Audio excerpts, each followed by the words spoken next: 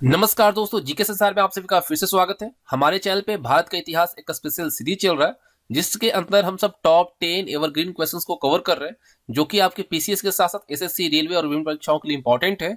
और इसमें से मैक्सिमम क्वेश्चन जो है आपको विभिन्न परीक्षाओं में ऑलरेडी पूछे जा चुके हैं।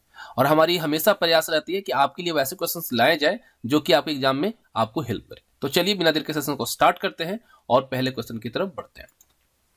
पहला क्वेश्चन है कि प्राचीन संस्कृत ग्रंथों में प्राप्त यवन प्रिय शब्द किसका घोतक था? ऑप्शन ए, एक प्रकार की उत्कृष्ट भारतीय मलमल का। ऑप्शन बी, हाथी दांत का। ऑप्शन सी, नर्तकियों का। और ऑप्शन डी, काली मिर्च का। प्राचीन संस्कृत ग्रंथों में जो प्राप्त यवन प्रिय शब्द है यह किसका घोतक है? तो यह काली मिर्च का। देखिए, यवन प्रिय शब्द यहाँ पे जो आ रहा है, इसका मतलब आपको मैं बताऊं कि यवन जो थे यह इंडो ग्रीक के रहने वाले थे, इंडो ग्रीक थे। और इनको काली मिर्च काफी पसंद थी और ये काली मिर्च का उपयोग करते थे, तो इसी वजह से यवन प्रिय कहा जाने लगा। ठीक है, इंडो ग्रीक के लोग थे और इनको काली मिर्च ज्यादा पसंद थी, तो यवन प्रिय इनको कहा गया। यवन लोग को प्रिय जो था वो काली मिर्च था। और काली मिर्च के बदले में रोम से बहुमूल्य धातु हमें प्राप्त होता था और उस वक्त व्यापार संतुलन जो था वो भारत के पक्ष में हुआ करता था। क्वेश्चन नंबर 2 है, चोल काल में निर्मित नटराज की कांस्य प्रतिमाओं में देवताओं की जो आकृति हुआ करती थी वह प्राय कौन सी आकृति हुआ करती थी? अष्टभुज, षष्ठभुज, चतुर्भुज और द्विभुज। तो उस वक्त जो आकृति हुआ करती थी वो होती थी चतुर्भुज। ठीक है, देखिए नटराज की कांस्य मूर्ति जो है वो चोल काल की सर्वोत्तम कलाकृति है, सब आप जानते हैं। लेकिन चोल काल में निर्मित नटराज की कांस्य प्रतिमाएं होती थी उसमें देवताओं की आकृति प्राय चतुर्भुज हुआ करती थी। निम्नलिखित में से कौन सा प्राचीन भारत में व्यापारियों का निगम था? Option A, Chaturvedi Mangalam. Option C, Ashtadiggaj. Option B, परिषद। और ऑप्शन डी, मणिग्राम। तो इस क्वेश्चन का सही आंसर होगा ऑप्शन डी, मणिग्राम।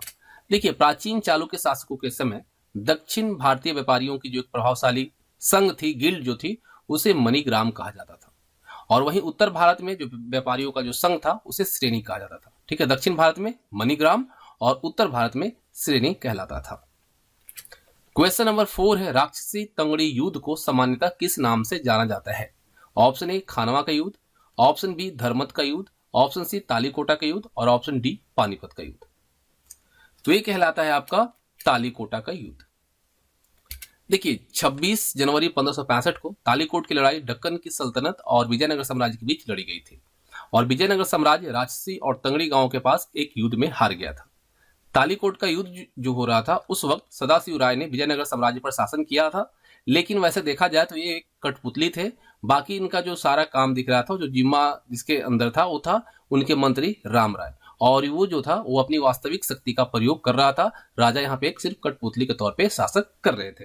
वहीं अगर हम और ऑप्शन को देखें, जैसे कि खानवा का युद्ध, जो आप जानते हैं कि खानवा का युद्ध जो है बाबर की मुगल सेना और मेवाड़ के राणा सांगा के राजपूत गठबंधन के बीच लड़ी गई थी। और ये 16 मार्च 1527 को हुआ था। और राजस्थान के भरतपुर जिले में खानवा एक गांव है, वहां पर यह लड़ाई लड़ी गई थी। और ये मुगल सेना के लिए एक शानदार जीत में बदला था। और आपको मैं बता दूं कि दूसरा था पानीपत का युद्ध, जो कि पानीपत का युद्ध आप जानते हैं कि 3 लड़ाइयां लड़ी गई थी। पहली लड़ाई जो हुई थी वो 21 अप्रैल 1526 को बाबर और लोधी वंश के हमलावर सेनाओं के बीच हुई थी। और ये उत्तर भारत में हुआ था और मुगल साम्राज्य की शुरुआत और दिल्ली सल्तनत के अंत को यही से चिन्हित किया गया।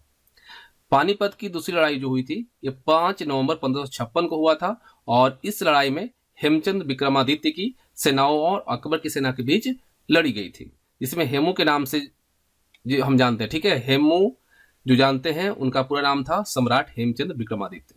और ये हिंदू राजा थे जिन्होंने दिल्ली से उत्तर भारत पर शासन किया था। पानीपत की तीसरी लड़ाई जो है ये आपका 14 जनवरी 1761 को मराठा साम्राज्य की एक उत्तराधिकारी हमला सेना और अफगानिस्तान के राजा अहमद शाह दुरानी, 2 भारतीय मुस्लिम सहयोगी दोआब रोहिल्ला और अफगान के साथ साथ नवाब सुजाउद्दौला के साथ अवध दिल्ली के उत्तर में लगभग ये आपका 100 किलोमीटर के आसपास जो है पानीपत, जो कि अभी कहाँ पे आता है, हरियाणा में आता है, वहां पे लड़ा गया था। एक है आपका धर्मत का युद्ध। धर्मत का युद्ध जो है ये मुगल के उत्तराधिकारी जो कि 1658 से लेकर 1659 के दौरान हुआ था। औरंगजेब ने जसवंत सिंह राठौर के खिलाफ धर्मत की लड़ाई लड़ी, जो कि मुगल राजकुमार दारा सिकोह जो था उसके साथ गठबंधन किया गया था। और 15 अप्रैल 1658 की भीषण गर्मी के दिन धर्मत के विस्तृत मैदान पर यह लड़ाई लड़ी गई और औरंगजेब ने बेहतर इसमें अपना जो तोपखाना है और रणनीति है उसके कारण जीत हासिल किया था। ठीक है, चलिए अगला प्रश्न है प्रश्न संख्या 5, कृष्ण जीवन परक प्रेम वाटिका काव्य की रचना किसने की थी? बिहारी ने किया था, सूरदास ने किया था, रस खान ने किया था और कबीर ने किया था। तो ये किया था रस खान ने। देखिए प्रेम वाटिका नामक जो काव्य है इसकी रचना रस खान ने की थी। और रस खान जो थे वो हिंदी के कवि थे, जिनका अगर काल देखें तो 1558 से 1628 के बीच रहा था। और ये मुस्लिम थे लेकिन भगवान श्री कृष्ण के अनुयायी भी थे। क्वेश्चन नंबर 6 है, शिवाजी के अष्ट प्रधान का जो सदस्य विदेशी मामलों की देखरेख करता था वह था। सबसे पहले आपको बताओ कि शिवाजी के अष्ट प्रधान जो थे, ठीक है, आपको कई दफा पूछा जाए अष्ट दिग्गज अष्ट प्रधान, तो ये शिवाजी के होते थे, ठीक है। और इनके सदस्य अगर देखें जो कि विदेशी मामलों की देखरेख करते थे वो कौन सा होगा? तो पेशवा, सचिव, पंडित राव और सुमंत। तो यहाँ पे सही आंसर रहेगा ऑप्शन डी, सुमंत। सचिव जो होता था वो पत्राचार विभाग की देखरेख करता था। पंडित राव जो होता था वो धार्मिक मामलों में छत्रपति का सलाहकार होता था। पेशवा प्रधानमंत्री होता था जो कि प्रशासनिक निरीक्षक तौर पर कार्य करता था। सुमंत इनका काम था विदेशी मामलों की देखरेख करना। और अमात्य जो होता था वह वित्त मंत्री होता था। ये सभी इंपॉर्टेंट चीजें। क्वेश्चन नंबर 7 है, किस एक को उसकी धर्मनिरपेक्षता में आस्था के कारण उसकी मुस्लिम प्रजा जगत गुरु कहकर पुकारती थी? Option A Hussain Shah, option B Zainul Abidin, option C Ibrahim Adil Shah द्वितीय और महमूद द्वितीय। तो इस क्वेश्चन का सही आंसर जो रहेगा वो रहेगा ऑप्शन सी, इब्राहिम आदिल शाह द्वितीय। देखिए इब्राहिम आदिल शाह द्वितीय जो है 1580 से 1627 तक बीजापुर में शासन किया था। और इसकी धर्मनिरपेक्षता में आस्था रखने के कारण उसकी जो प्रजा थी वह जगत गुरु के साथ साथ अवला बाबा कहकर पुकारा करती थी। दक्षिणी भाषा में किताब ए नौरस, ठीक है, किताब ए नौरस यानी 9 रसों की पुस्तक नामक एक किताब लिखी। किसने? इब्राहिम आदिल शाह द्वितीय ने। और ये जो है 59 कविताएं और 17 दोहों का एक संग्रह है पुस्तक, ठीक है। चलिए क्वेश्चन नंबर 8 है, तारीके सुबुक्तगीन का लेखक कौन था? फिरदौसी, अलबरूनी, बेहाकी या उपयुक्त में से कोई नहीं। तो तारीखे सुबुक्तगीन का जो लेखक है वो है बेहाकी, ऑप्शन सी। देखिए तारीखे सुबुक्तगीन का लेखक बेहाकी था। और बेहाकी जो था वो महमूद गजनवी का एक शाही लेखक था।